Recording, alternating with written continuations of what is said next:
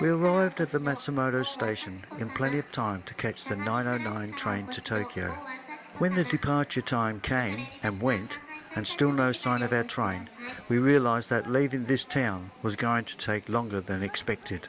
It's something of a rarity for trains in this country not to run on time. We weren't the only ones confused about the problem.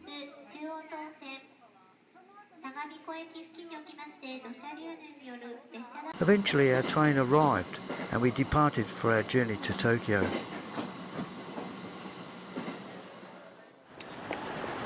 Arriving in a major railway station can be confusing, especially one the size we found ourselves in Tokyo.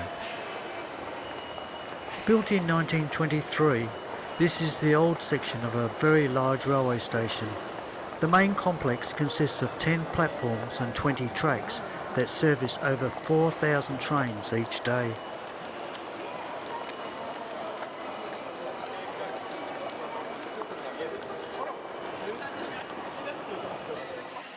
The main stations in Japan are like major shopping centres back in Melbourne, but even bigger. Over the week that we stayed in Tokyo, we dined at the railway station's restaurants on more than one occasion.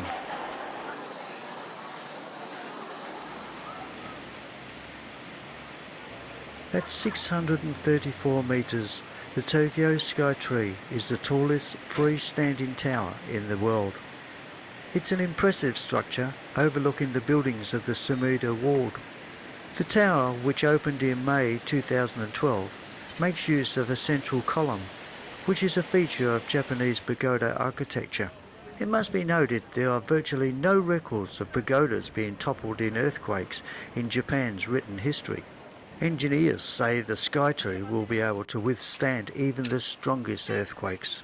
I joined the end of a line with thousands of tourists in front of me. It promised to be at least a 40-minute wait just to buy the ticket. Normally I wouldn't get into such a line just to see an attraction, but the height of the tower indicated it should give fantastic views of the city. Eventually I could see the ticket desk activity using the wide-angle lens on my camera instead of the zoom. The high-speed elevator to the first observation deck at 350 metres took less than a minute. The view that greeted me was a stunning panorama of Tokyo, spreading out in all directions over the Kanto plain.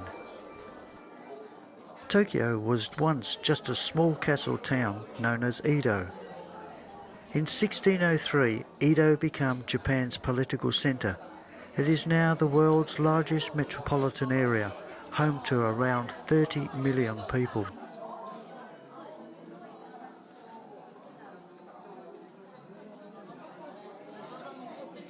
Looking out over this vast city, it's hard to believe that Edo's past has been plagued with fires. The worst and the most famous was the Great Fire in 1657. Legend has it that a girl with a long-sleeved kimono pined to death because her love affair didn't work out. Her kimono was given to a temple after her death. The priest sold it to another girl who died mysteriously. 2 other girls also died when they were given the garment. Believing the kimono was cursed, the priest decided to burn it. Unfortunately, a gust of wind sent it up into the temple roof, which caught fire. The fire spread, killing over 100,000 people and destroying much of the city. Another high-speed elevator takes you to the next observation deck at 445 metres.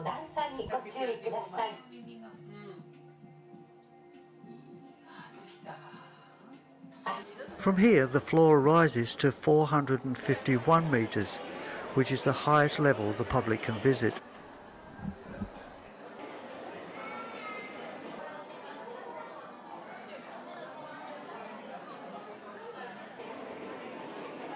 Not sure how long I stayed at the 2 viewing levels, but I can say without doubt it was worth the long wait.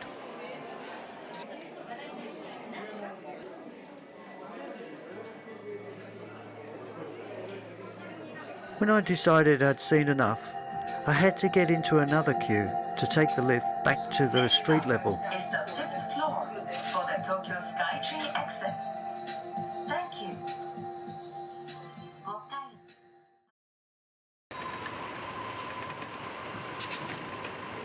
This fish market is one of the world's largest, handling over 2,000 tonnes of marine products each day. The sight of many scooters, trucks, sellers and buyers hurrying around make the fish market a major tourist attraction. There's also an outer market, which consists of a few blocks of small retail shops. Here you can find all sorts of food-related goods, knives and also fresh seafood for sale to the general public, even a few popular restaurants. The inner market is a busy place with something to observe no matter where you looked. It's also a work area and you have to be aware of your surroundings.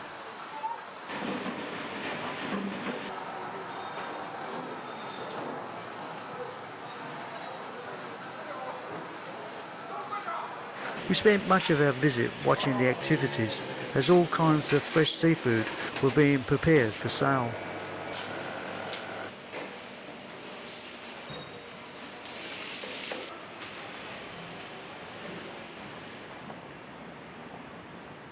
Ginza was named after a silver coin mint that once stood in the area between 1612 to 1800. Following the Great Canton earthquake in 1923, the area evolved as an upmarket shopping district.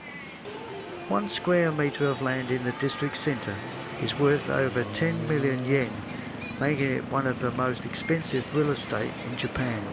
The area features numerous expensive department stores.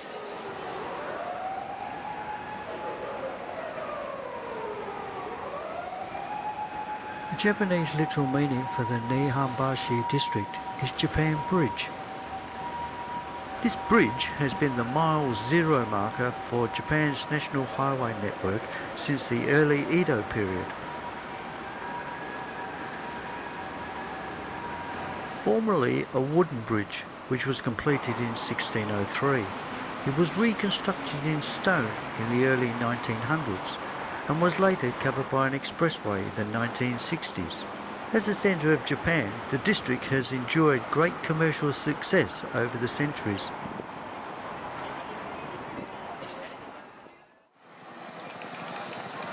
Shibuya is one of 23 city wards of Tokyo, but the name often refers to the large intersection in front of the railway station.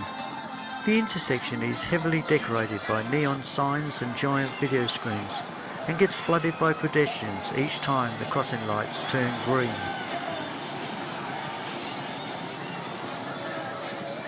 This busy district is packed with shopping, dining and nightclubs, serving swarms of visitors that come to the area night and day.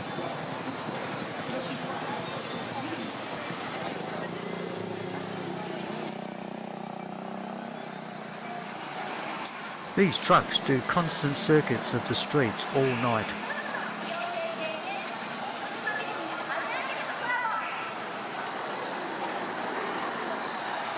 If you're into youth fashion and culture, the streets in this area are the birthplace to many of Japan's fashion and entertainment trends. The department stores have recognised this fact and cater to all types of shoppers. We enjoyed the area so much, we returned the next night